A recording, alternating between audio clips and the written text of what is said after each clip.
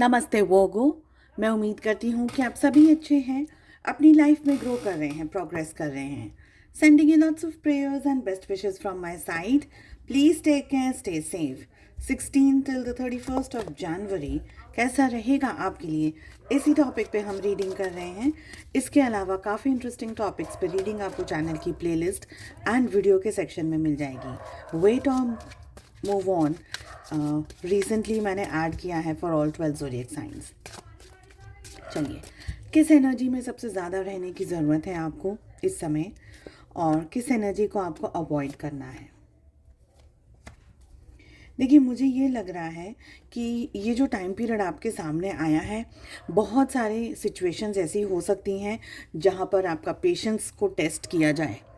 आप बहुत सारा कुछ करने की कोशिश कर रहे हैं आने वाले दिनों में, लेकिन क्लैरिटी नहीं मिल पा रही है।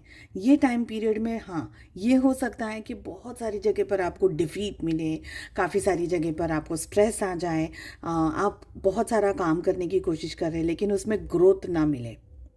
जो भी हो रहा है अभी के लिए एज अ लेसन आपको लर्न करना होगा। ओके, आई ऑल्सो फील कि ये टाइम पीरियड में आपको बहुत एक्सट्रीम मेच्योरिटी के साथ में डील करना है। सिचुएशंस आपके फेवर में नहीं होंगी, ये बहुत स्ट्रॉन्ग चांसेस हैं, बट फिर भी आपको वो सारी सिचुएशंस से लर्न करना है, एक्सपीरियंसेस लेने हैं और अपनी लाइफ में धीरे धीरे आगे बढ़ना है।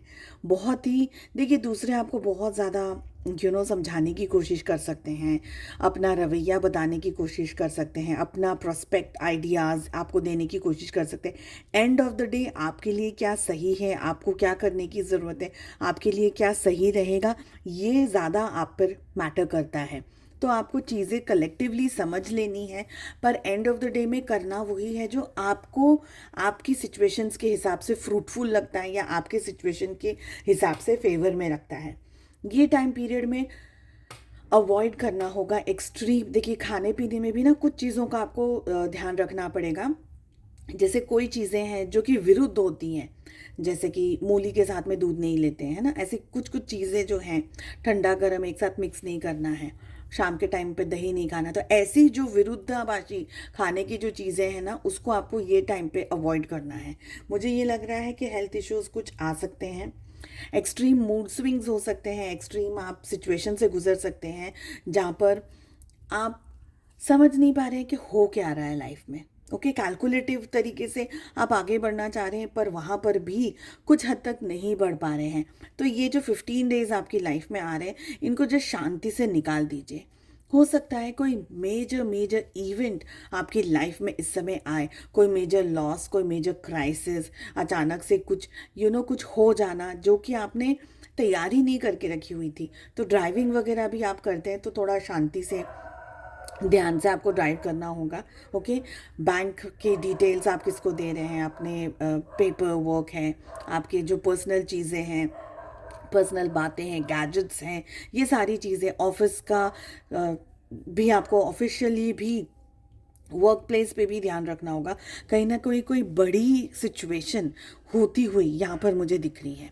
ओके, कोशिश करनी है आपको कि आप थोड़ा और ज़्यादा है ना, देखिए इरिटेशन भी अगर हो रहा है, मैच्योरिटी के साथ में आपको चीज़ों को हैंडल करना, थोड़ा सा गुस्से को साइड में रख करके लॉजिकली होकर के आपको चीज़ों को इस समय मैनेज करने की ज़रूरत है।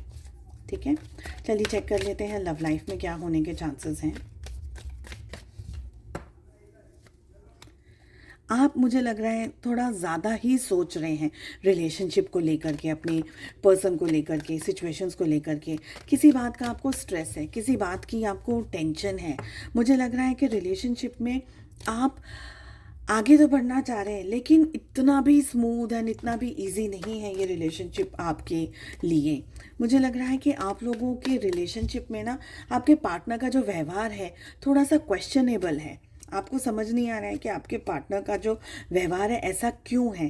स्पेशली मुझे लग रहा है कि आपके पार्टनर थर्ड पार्टी सिचुएशन के अंदर बहुत ही ज़्यादा डूबे हुए हैं इन दिनों में। उनकी लाइफ और ये रिलेशनशिप उनके लिए एक ट्रांसफॉर्मेशन से गुजरता हुआ मुझे दिख रहा है।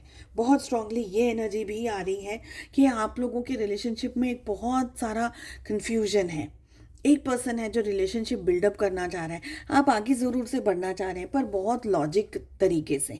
आप रिलेशनशिप में आप ओवर गिविंग एनर्जीज में नहीं जाना चाहते हैं, एक्सट्रीमली डेडिकेटेड होकर के रिश्ता नहीं निभाना चाहते। अब आप सोचना चाहते हैं, आप देखना चाहते हैं कि आपके सामने वाले जो पर्सन है वो आपके साथ में किस तरीके का व्यवहार कर रहे हैं, वो आपके साथ में किस तरीके की चीज़ों को कर रहे हैं। अगर उनका व्यवहार, उनकी एक्शंस अगर गलत है तो आप उसको एंटरटेन नहीं करेंगे।